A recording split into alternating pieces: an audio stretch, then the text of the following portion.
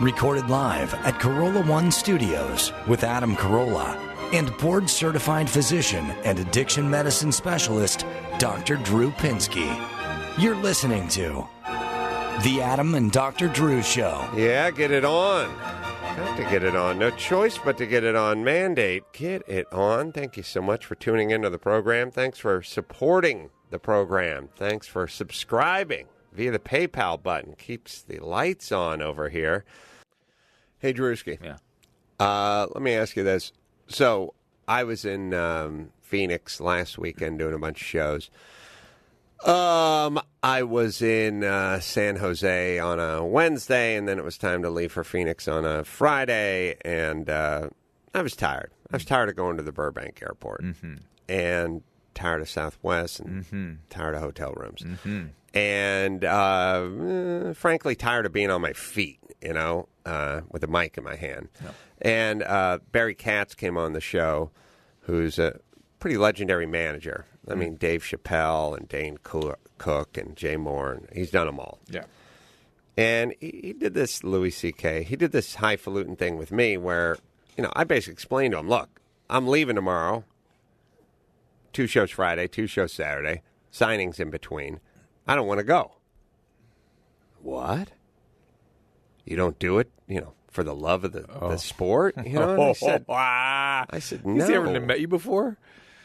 Well, I said to him, first off, what one of your clients does? I mean, honestly, I was doing a fucking show with Jay Miller. That's my old assistant. I got Jay Moore and Dennis Miller combined. I was doing a show with Dennis Miller. I said, look, I'll go out and do 35 minutes, and you go out and do 35 minutes, and then we'll both come out and do like 20 minutes together. And he said, you do 30, I'll do 30. Then we'll both come out. And I was like, just shave 5. What in my mind, what the fuck's 5 minutes? Yeah, like yeah. It's the same thing. According to my act. Yeah. In his act, it's 5.5 extra jokes. Yeah, yeah. Times however many dates he does. Right. I said, why do you think these guys have openers and middles? Yeah. And then they come out. They don't come out and do 95 minutes. They have a guy come out and do 15 minutes. Then they have a guy come out and do 25 minutes. And then they come out and do 55 minutes. That's what openers and middles are for. Yeah. That's how these guys roll. Yeah. But then I got a little defensive at first, which is like, you know, and he essentially said, well, I don't know if I was listening right now and I was thinking about buying a ticket, whether I would or not, to your show in Phoenix. Oh, because you're not showing enthusiasm for it? First off, I just said, fuck that. Number one, the roofers, pool cleaners, factory workers, and the fucking CEOs at the factory. How much fucking enthusiasm do they need? It's a fucking job. Just do it right. I do it right because that's my job, because you bought a ticket, because I'm coming back next year and I want you to come back again. Yeah. Because I don't want to go home and go on Twitter and find out that the lock sat up there, pulled up a stool, and talked about nothing for 90 minutes. We should have fucking spent our money and watched a movie at the theater. Yeah. That's what I don't want. Yeah. I have an ego, and I also have a sort of moral compass, which is, hey, these fucking people are paying and there's a 2-drink minimum. But no, I don't want to go to the Burbank airport again. And as I always say to everybody, when I said to the first publisher of my book, at a certain point when we were eating lunch, about halfway into lunch, after I said, you guys, like 13 times, she said, you don't even know the name of our company, do you? I said, no, I don't. She kind of looked at me like, we're getting in business and paying you a bunch of money to write a book, and you don't even know the name of our company? And I was like, no, but that's not going to stop me from writing a good book. Yeah. It's not even, for me, it doesn't have anything to do with it. We have successfully taken feelings and fucking infused them into everything. I don't like that. Like, I have to love writing books in order to write a good comedy book. I have to love going to Phoenix and doing 2 shows on a Friday and 2 shows on a Saturday in order to deliver a product that's worth people's hard-earned money? It's fucking bullshit. Yeah, I understand what you're saying for sure, and I would argue that it's sometimes you enjoy doing the shows, right? Sometimes. No, come on. No, Sometimes. look. Hang on. Not those shows. Sometimes. No. Here, you have enjoyed doing shows in the past. Let's put it that way. let me say this. Yeah. Once, first off, is one great comedian once said, "I'm not paid to perform. I'm paid to travel." Yeah. When you're standing on stage, that's not the part they're paying me for. They're paying me to go to the airport, wait in line, go through security, check in the hotel. You hate that no matter what. Everybody hates that, right. I'd say. Well, especially when you traveled the weekend before, and then in between those two weekends, you jumped out to Sacramento again. No, I don't enjoy being on stage at all. No, anymore or never. Always? I remember a time. Yes. When, as compared to the work you could have been doing. Oh, of course. It's fucking better than that. All right. And so, as such, there was some appreciation, at least, of the opportunity to make a living doing something that was certainly more enjoyable than the majority of things you could be doing. Yeah? Listen. Abso-fucking-lutely. Okay. All right, hold on. And so, I remember times, even last summer, occasionally, there were moments where you had fun doing out on stage. No, you were not. Here's what I fun. enjoy. There's a few things. Yeah, I first off appreciate being able to do what I do as compared for to anything living. else. That's right. Okay, I do and so appreciate it. And by the way, now let's just fun is not really the word. Hold on. Let's just point out that the majority of people that do this kind of work haven't had other careers. They think this is work. They don't understand how good they've got. Well, I think they've waited tables and bartended. I'm just saying, for the most part. They've not had a career in construction where they drove a truck and worked full-time. Or medicine like I did, or whatever. Worked full-time in another industry. You and I both shared this thing like, whoa, compared to real work, this is like, come on now. Even the travel part, as much of a pain in the ass as it is, okay? Yeah, sure. Right. And there's been times that you've had enjoyment on the stage. You enjoyed engaging with people. You enjoy their reaction to certain things. I feel satisfaction from being on stage. That's fine. Is it possible, given that those two things are true, that you're just you're overworking? And this is really a function of just that. Well, yeah, that's I told you I was at an airport the weekend before. I was at an airport on Sunday. No, I understand. And then I was at an airport on Wednesday. I heard it. And then it was back on Friday. I heard it, but what you couched it in was, and I hate getting on stage, therefore why would I want to do this? It's like, no, not true. No, I don't. You hate it now because you've done too much of it. No, I don't have. The good news is I don't have feelings about getting on stage, good or bad. I just don't have feelings about it. I don't have that. Everyone wants to infuse that. Well, the rush of the live audience. Don't have that.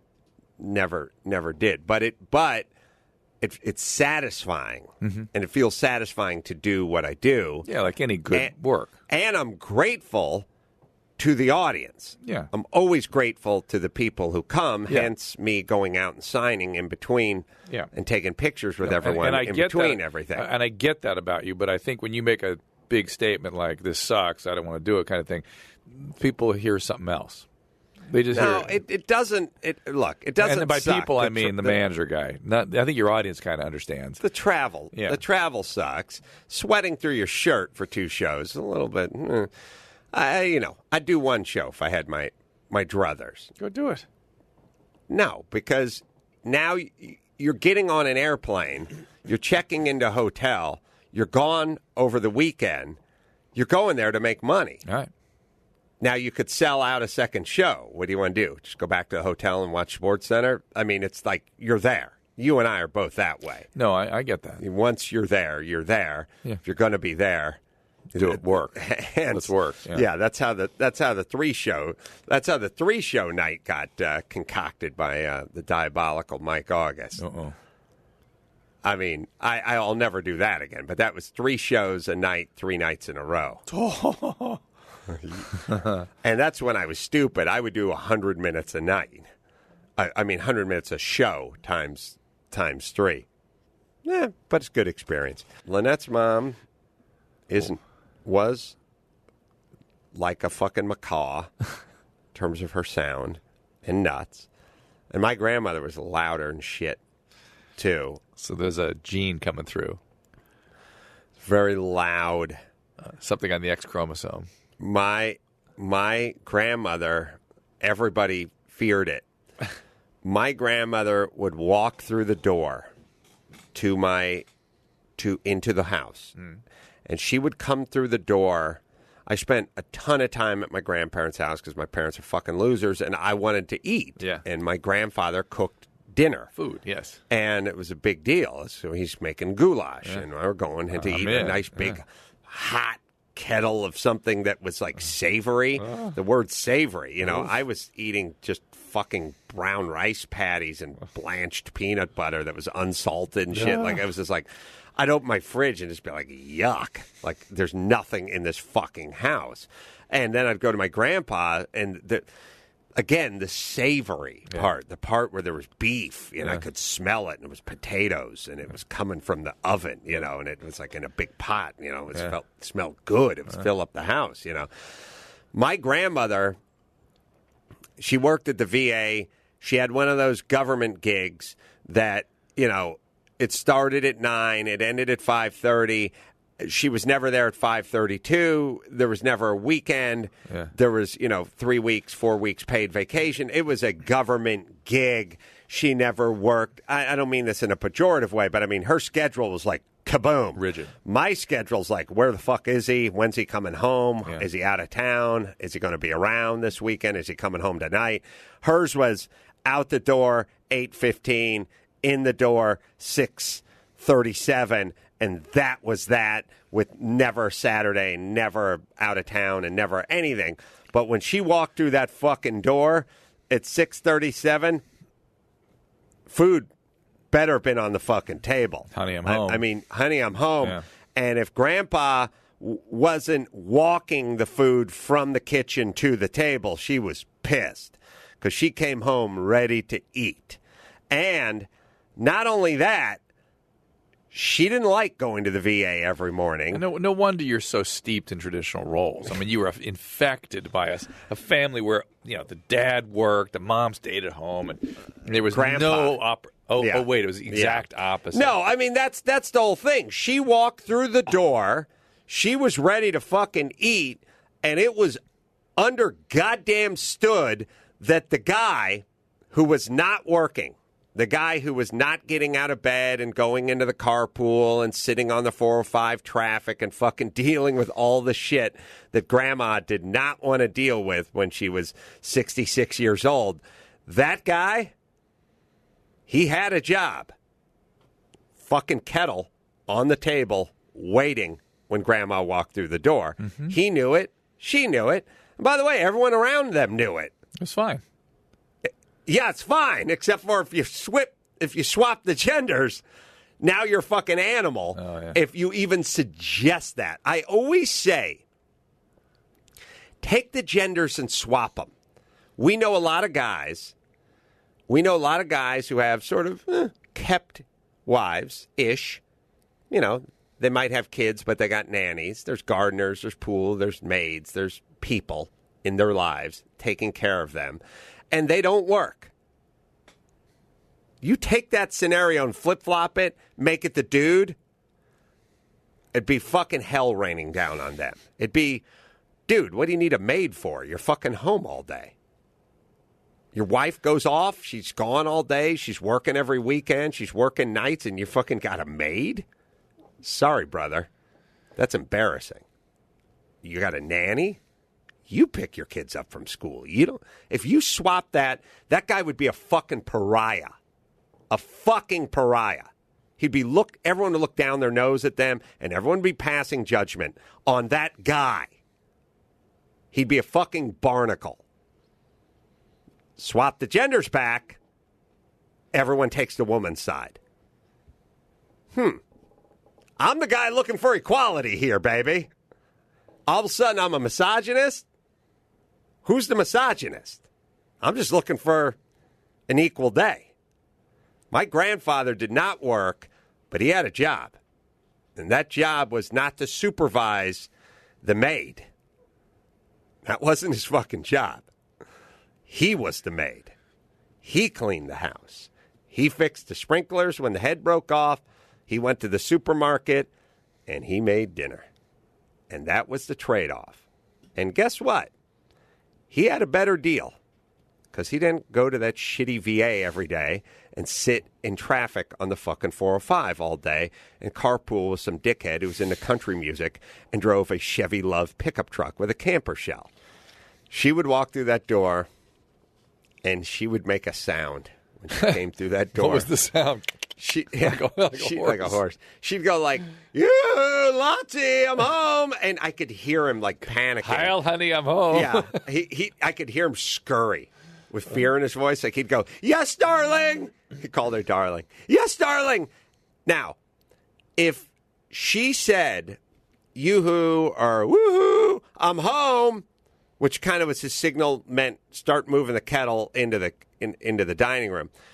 If he did not fucking respond with a "yes, darling" in the first minute and 3/10 of a second, the next one was a fucking megaphone bellow. So this is why you insist on pushing women down, because you're compensating for the abuse your grandfather lived through. So you see, you're compensating for that, right? Isn't that what's happening here? Pushing women down? I mean, you're misogynistic because you're angry at your grandmother for keeping your grandfather under such shackle. No? Or you didn't think anything about it? I didn't think anything about it. She went to work. He cooked the meals. Or it would be, to me, I mean, just as a young person, it was a pretty simple equation. He got to stay home all day. She brought home all the money, so it was kind of his. To be fair, you probably were jealous of your grandfather's position. You probably envied it. Well, my grandmother was miserable. Yeah. My grandfather was not miserable. No, I mean, you probably like, how can I get a gig like that? But there sure as fuck wasn't an element of her coming through the door and him watching TV when she walked through the door, and then her going, "Where's dinner?" and him looking up going, "I don't know. What do you want to do? Indian, Thai, sushi?" That element did not exist, and I'll tell you the element that really didn't exist. Sweetie, on your way home from work, why don't you pick up some sushi so we can eat? That was unheard of. What would she have done? What would she have done? Yeah, if your grandfather asked for that. I can't even fathom if he had told her to stop at the market and pick up some food, for him to cook. Yeah.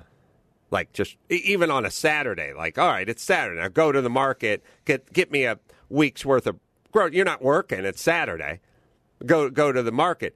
No, the market, he would spend her money at the market. That's the money she earned during the week. But she was the one who was going to the market. It was pretty simple.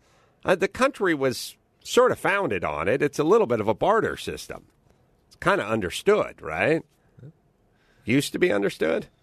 Not so much anymore. Okay. I'm just saying. And can I say this? It was good for my grandfather. It was good for him. He lived till 94. It was good for him at age 73. He was probably a few years older than her. He'd get on his three-wheel bicycle, and it had the basket in the back. And he would ride it to the supermarket on an almost daily basis and shop for dinner.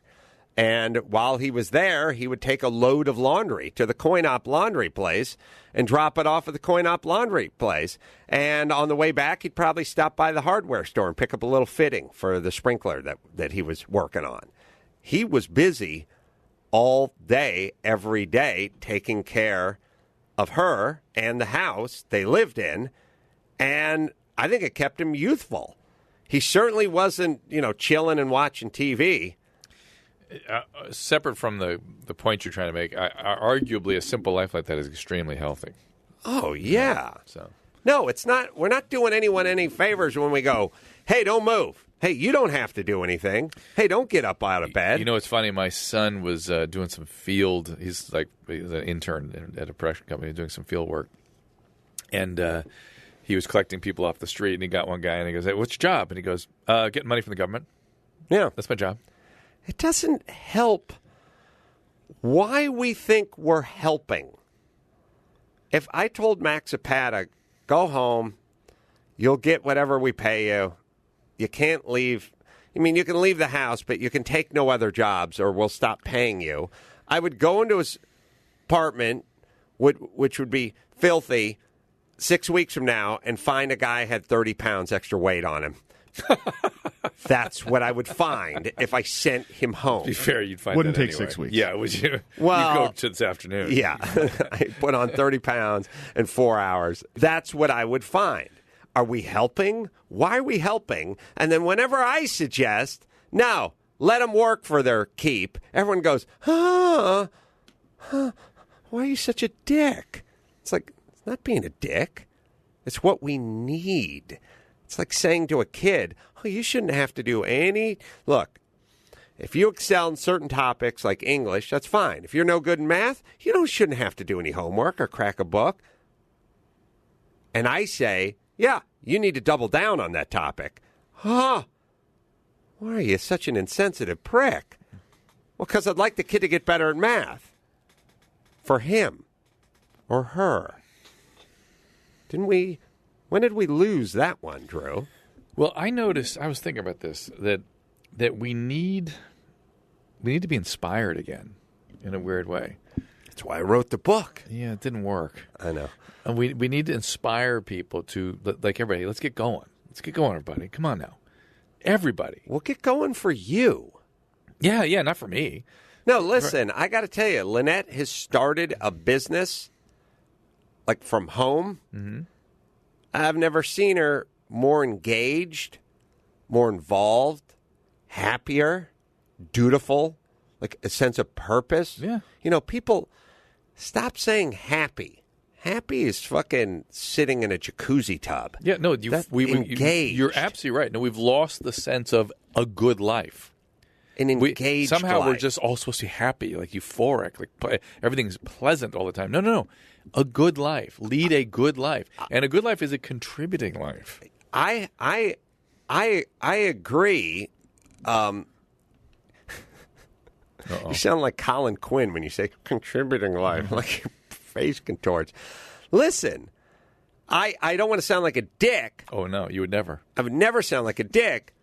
But people say to me all the time, they go, oh, hey, you're making that documentary, you're making that independent film, you're doing that catch a contract. Oh, that sounds like fun. You having fun on that contractor thing? That sounds like a lot of fun. I go, no, it's not fun. It's satisfying. It feels good to provide and get compensated. It's nice that that I've been able to make a career doing this, and it transcends fun. It's not fun because it's work. You have to get up early, you have to travel long distances, just a lot of standing around and stuff. But it's satisfying. Yeah. And let's stop asking if everyone. Yeah. When did this thing though? I mean, when did we start asking everyone if they're having fucking fun? Yeah. It's a big deal now. That sounds like fun. Chris, you're making a documentary about patent trolls. That sounds like fun. You having fun? Hey, by the way, when it stops being fun, that's when you got to quit. Well, we got this idea that Fuck you. work, work should be play. Play and work should be the same. And it's nice when it can be, but it doesn't need to be. No, we're working right now, and it's a fuck of a lot better than what you and I are used to doing. You're taking stool samples. Me, it's, putting baseboard down in somebody's house. Yes, but we have to be here at a certain time. Sometimes that's fun. You know what I mean? The stool sample and everything. You know what I mean? But mostly it's satisfying. It's gratifying. It's gratifying. It's satisfying. All right.